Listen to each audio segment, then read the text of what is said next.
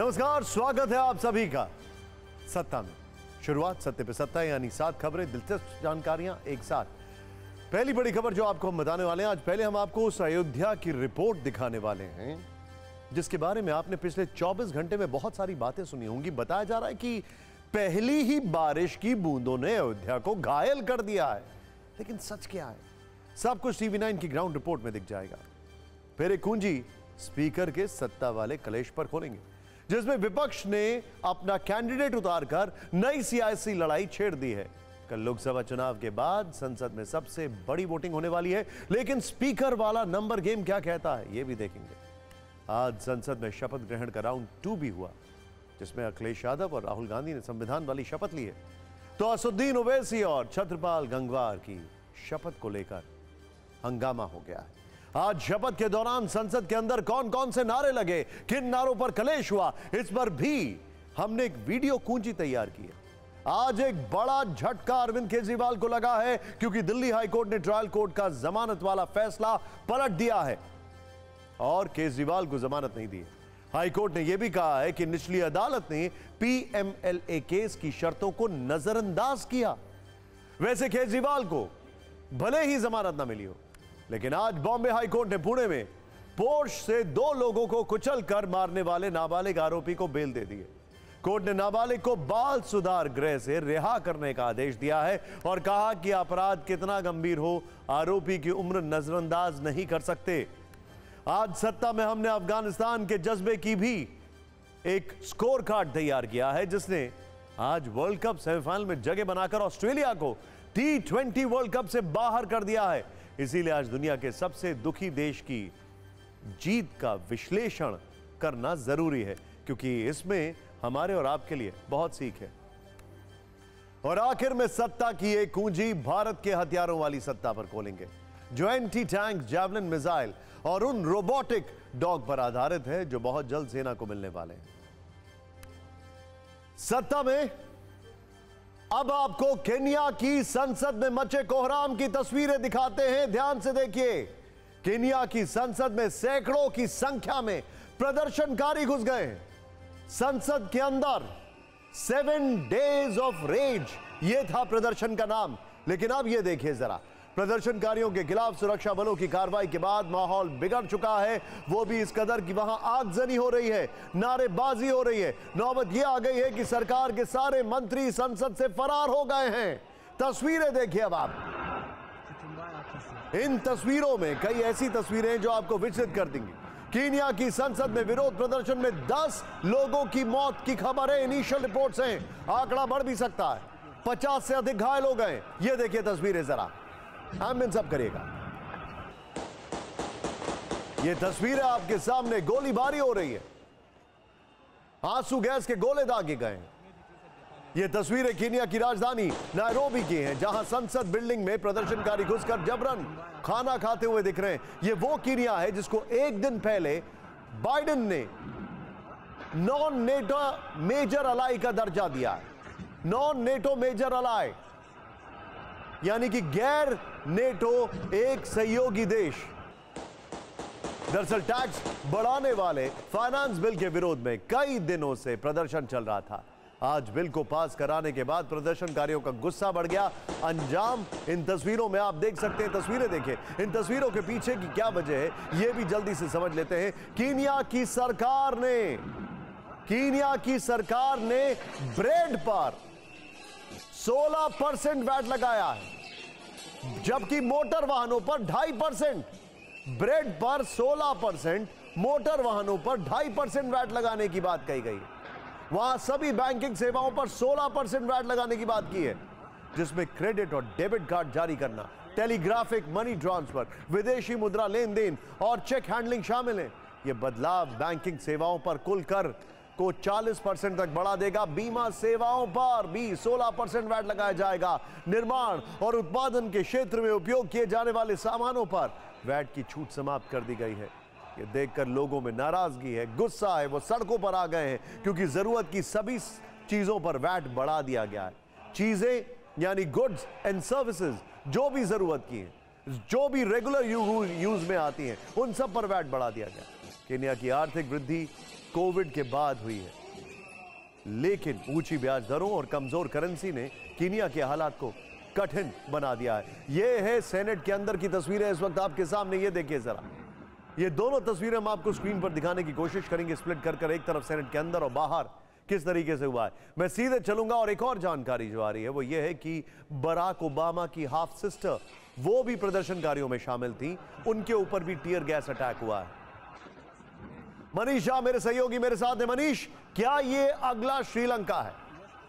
बिल्कुल आपने सही कहा। देखिए, एकदम श्रीलंका जैसे हालात हैं, वैसे ही आर्थिक कठिनाइयों से जूझ रहा था केन्या और वैसे ही लोगों का गुस्सा फूट पड़ा। दरअसल पिछले एक हफ्ते से विरोध प्रदर्शन हो रहा था, लेकिन जैसे ही लोगों को यह खबर मिली कि केन्या की संसद ने उस विवादित कानून को पारित कर दिया है जिसके तहत सब कुछ महंगा हो गया, आटा महंगा, ब्रेड महंगा, इसके अलावा तमाम जो चीजें हैं वो महंगी हो गई है, इससे लोग भड़क गए और फिर सैकड़ों की संख्या में लोग जबरन संसद भवन के भीतर चले गए। वहां पर उन्होंने संसद की बिल्डिंग में आग लगा दी, तमाम चीजों को तोड़फोड़ किया। वहां संसद की जो कैंटीन थी, कैंटीन के अंदर खाना भी खाते हुए दिखे और ठीक उसी तरह का नजारा जैसे हमने श्रीलंका में देखा था कि श्रीलंका में भी लोग संसद भवन में गए थे, राष्ट्रपति भवन में गए थे, और वैसा ही कुछ यहां पर हो रहा है। और आपने जैसा कि बताया कि देखिए, बराक ओबामा की हाफ सिस्टर भी शामिल थी, उन्हें भी गहरी चोट आई है और अब तक 10 लोगों के मारे जाने की और 50 से अधिक लोगों के घायल होने की बात है, जिसमें कई सुरक्षाकर्मी भी है। तो केन्या के हालात वाकई बहुत खराब हो गए हैं इस वक्त,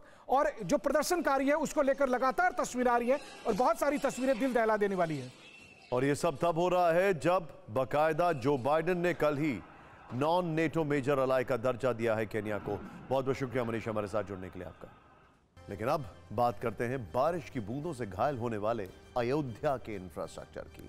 आज आपको अयोध्या की एकदम पारदर्शी रिपोर्टर रील दिखाएंगे ताकि आप वहां के हालात को अच्छे से समझ सकें।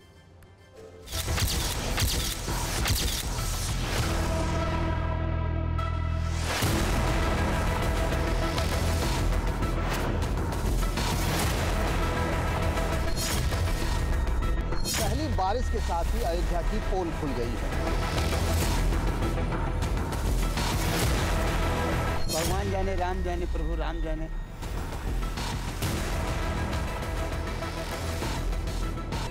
पूरा का पूरा ये बाउंड्री वाल गिर गया। पहली वर्षा में ही पानी चूने लगा, अंदर पानी भर गया था। पहली बारिश के साथ ही ये यहाँ पर एक बड़ा सा गड्ढा हुआ।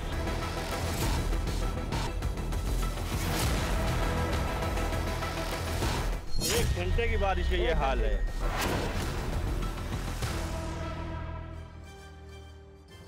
सत्ता में अब बात करते हैं रामनगरी अयोध्या की, जिसे बारिश की बूंदों ने घायल कर दिया।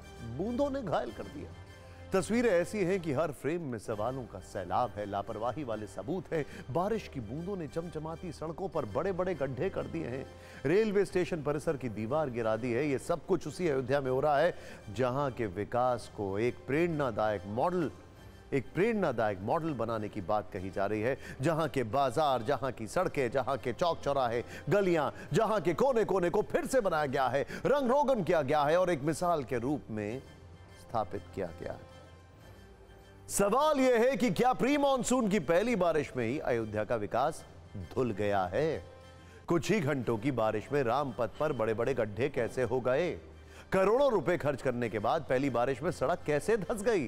कुछ ही घंटों की बारिश में अयोध्या धाम रेलवे स्टेशन की दीवार कैसे गिर गई? अयोध्या सिर्फ एक शहर नहीं बल्कि यह दुनिया में हिंदुस्तान की संस्कृति और आस्था के प्रतीक के रूप में प्रचारित किया गया है। 500 वर्षों के संघर्ष के बाद अयोध्या में राम मंदिर का निर्माण हुआ है। करोड़ों रुपए खर्च किए गए हैं। अयोध्या के विकास को मॉडल के रूप में पूरी दुनिया के सामने पेश किया गया है और इसके सिर्फ 5 महीने बाद बूंदाबांदी, सामान्य सी बारिश में अयोध्या के आसपास ऐसे हालात हो जाएंगे, किसी ने नहीं सोचा था। आखिर इसका जिम्मेदार कौन है? सत्ता में आज अयोध्या पर लगे बारिश वाले ग्रहण का संपूर्ण विश्लेषण करेंगे। हमारे पास एक एक तस्वीर है, पूरी ग्राउंड रिपोर्ट है। हमारे संवाददाता पंकज झा ने नई रिपोर्टर रील तैयार की है। आप इनमें देख पाएंगे कि अयोध्या के विकास को मॉडल बनाने की चाहत किस तरह धुलती नजर आ रही है। अयोध्या से आई दो तस्वीरें चिंताजनक हैं, जिनको लेकर बड़े सवाल उठ रहे हैं, आरोप लग रहे हैं। पहली तस्वीर अयोध्या को अयोध्या धाम से जोड़ने वाले राम पथ की है, जहां बड़े बड़े गड्ढे हो गए हैं। आपको बता दें, इस राम पथ पर 311 करोड़ खर्च किए गए और ये एक बारिश भी नहीं झेल पाया, बल्कि बूंदाबांदी। पहली बारिश में 13 किलोमीटर लंबे रामपथ पर 13 गड्ढे दिखाई दिए। सवाल है कि क्या रामपथ का जल्दबाजी में निर्माण किया गया? क्या निर्माण में खराब मटेरियल का इस्तेमाल किया गया? क्या निर्माण के तय मानकों का पालन नहीं किया गया? क्या रामपथ के इस हालात के पीछे सिस्टम का भ्रष्टाचार है? इसी तरह दूसरी तस्वीर अयोध्या धाम रेलवे स्टेशन से आई है, जहां रेलवे स्टेशन के सामने की बाउंड्री वॉल गिर गई। अयोध्या धाम जंक्शन को नए सिरे से मंदिर के मॉडल पर बनाने का बजट 430 करोड़ रुपए है। पहले फेज में 132 करोड़ रुपए खर्च हो चुके हैं। दूसरे फेज का काम जारी है, जिसका बजट 307 करोड़ रखा गया है। दीवार गिरने पर उत्तरी रेलवे ने सफाई में कहा कि दीवार के पास जमीन में खुदाई चल रही थी, जहां जल भराव हो गया था, जिसकी वजह से दीवार गिर गई। टीवी 9 भारतवर्ष की टीम अयोध्या में दोनों जगहों पर पहुंची। सिर्फ 150 सेकंड की रिपोर्टर रील में देखिए कैसे अयोध्या का विकास मॉडल लापरवाही की भेंट चढ़ गया।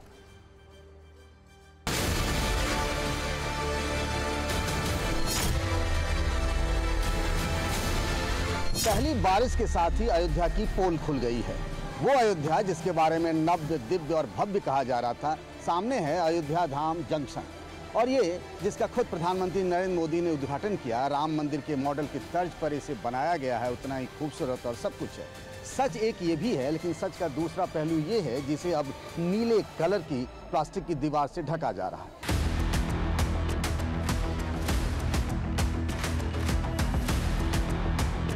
ये अंदर है और काम चल रहा, अभी इसे ढकने का। ये इतनी लंबी बाउंड्री वॉल थी, यहाँ से वहाँ तक। सामने रेलवे स्टेशन का पोर्टिको दिख रहा है और पूरा का पूरा ये बाउंड्री वॉल गिर गया। अगर समझिए वहाँ पर भीड़ रही होती, लोग खड़े रहते, आमतौर पर जैसे बाउंड्री वॉल से सट कर रहते हैं, जब खचाखच भीड़ होती है आने जाने वाले यात्रियों की, तो एक बड़ा हादसा भी हो सकता था।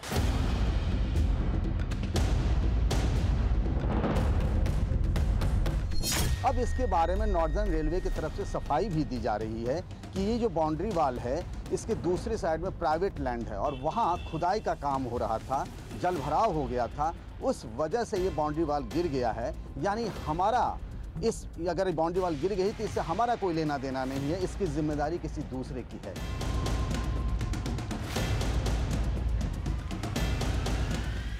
ये रामपथ जो सड़क है, ये करीब 13 किलोमीटर की सड़क है और इस सड़क में ये गड्ढे थे। पहली बारिश के साथ ही ये यहाँ पर एक बड़ा सा गड्ढा हुआ, उस गड्ढे को फिर रातों रात पाट दिया गया और अगर रामपथ पर चले, करीब 311 करोड़ रुपए से ये रामपथ बना था, जो सादतगंज पुलिस चौकी है वहाँ से लेकर राम मंदिर के रास्ते तक।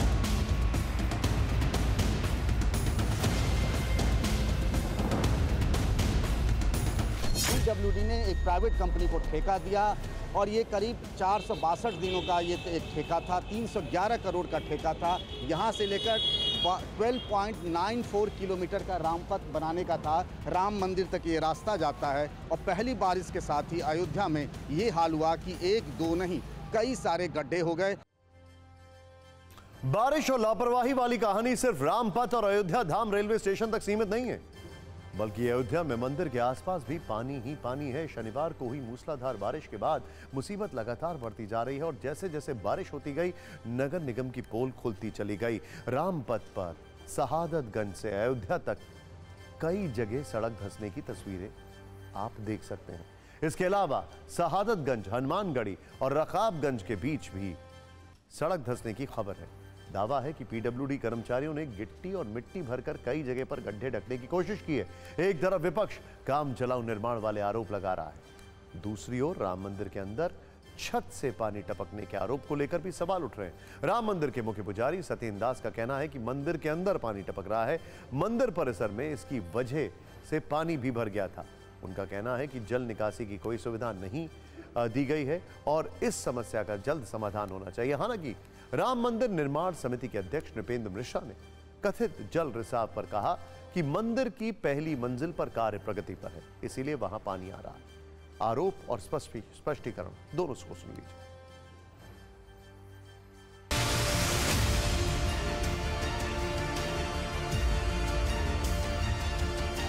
जो भी मंदिर बन गए हैं जहाँ रामलला विराजमान हैं और जो आगे भी जगह बनी है उसमें एक ही पहली वर्षा में ही पानी चूने लगा, अंदर पानी भर गया था। वास्तविकता यह है कि गर्भगृह में कोई पानी नहीं आया। जो पानी आया वो आगे का गुरु मंडप है उसमें आया जी, और उसका कारण यह है कि गुरु मंडप अभी कवर नहीं है जी, मतलब उस पर अभी जो डोम होता है, स्ट्रक्चर होता है जी, वो नहीं है। ध्यान देना चाहिए कि जो बना है उसमें कौन सी कमी रह गई है जिसके कारण से पानी चूह रहा है। इस पर जो बना है उस पर भी ध्यान देना चाहिए। पानी निकलने का जगह नहीं है और कल तक पानी ऊपर से चूहता भी है।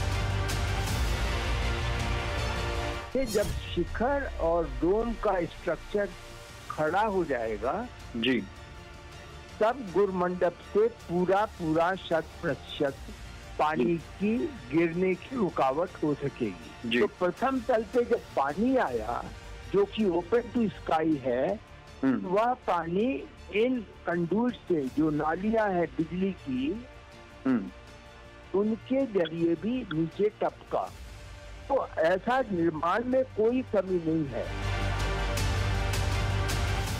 ये समस्या जो है इसका समाधान पहले आजे कल में सोच करके उसको निश्चित कर लें, नहीं तो वर्षा जब शुरू होगी तो वहाँ पूजा अर्चना और कालता दर्शन और सब बंद हो जाए। हमारे नागर शैली में वह भूतल पे जो तीसरे, चौथे और पांचवें मंडप है वह पूरी तरह खुले हुए हैं। क्या संभावना है कि जब पानी बहुत वर्षा हो तो कुछ छींटे अंदर आए।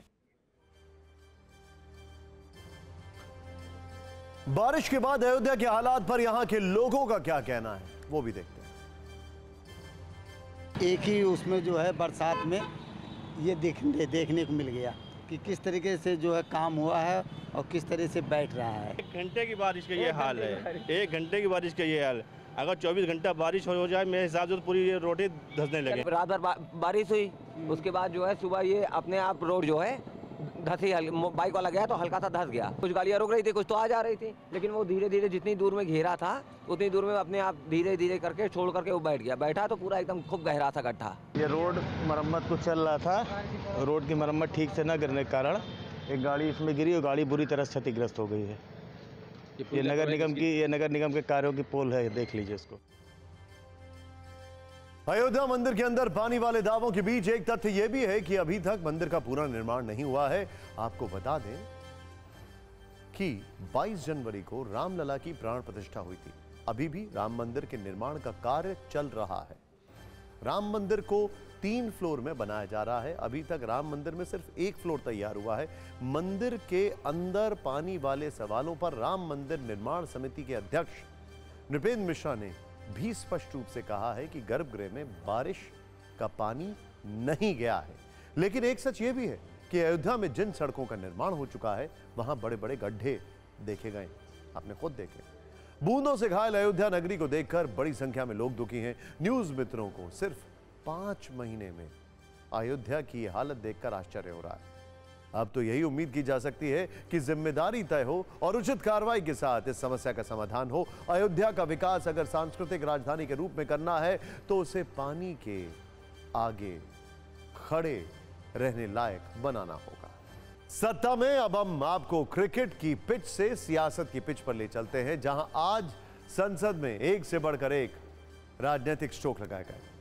सत्ता पक्ष के स्पीकर वाले फ्री हिट को कैसे विपक्ष ने बाउंड्री लाइन पर रोका और जवाब में किस तरह अपनी स्पीकर वाली गुगली फेंकी, इस पर इंडियन पॉलिटिकल लीग वाली कुंजी खोलते। आज सुबह बीजेपी के नेतृत्व वाले एनडीए ने फिर ओम बिरला को लोकसभा स्पीकर पद के लिए उम्मीदवार घोषित किया। लेकिन इस पर सत्ता का असली कलेश तब शुरू हुआ जब विपक्ष ने भी स्पीकर पद पर अपना कैंडिडेट उतारने का फैसला किया और के सुरेश को ओम बिरला के खिलाफ उतार दिया। अब यह वोटिंग से कल तय होगा कि लोकसभा के स्पीकर पद की जिम्मेदारी किसे मिलेगी, लेकिन आज ये समझने की जरूरत है आखिर जो विपक्ष अब तक डिप्टी सीएम के पद पर अड़ा था, उसने अचानक स्पीकर पद के लिए कैंडिडेट क्यों उतार दिया। विपक्ष के अनुसार रक्षा मंत्री राजनाथ सिंह ने कांग्रेस के अध्यक्ष मल्लिकार्जुन खड़गे को फोन किया और लोकसभा स्पीकर के विपक्ष के लिए विपक्ष के समर्थन की मांग की। इसके जवाब में मल्लिकार्जुन खड़गे ने सरकार के सामने शर्त रख दी और कहा कि स्पीकर पर समर्थन तभी देंगे जब डिप्टी स्पीकर विपक्ष का होगा। विपक्ष के मुताबिक इस शर्त पर राजनाथ सिंह ने कोई स्पष्ट जवाब नहीं दिया और इसीलिए अब विपक्ष ने लोकसभा स्पीकर पर अपना कैंडिडेट उतार दिया। अब कल वोटिंग के जरिए यह फैसला होगा कि स्पीकर वाली सत्ता किसे मिलेगी, लेकिन फिलहाल संसद का नंबर गेम सरकार के पक्ष में ज्यादा मजबूत नजर आ रहा है क्योंकि संसद के अंदर एनडीए 293 सांसद के साथ है, जबकि इंडिया गठबंधन के बाद सांसदों की संख्या 234 है, जबकि अन्य सांसद जो हैं वो 16। इस लिहाज से तो नतीजा फिलहाल सरकार के पाले में दिख रहा है।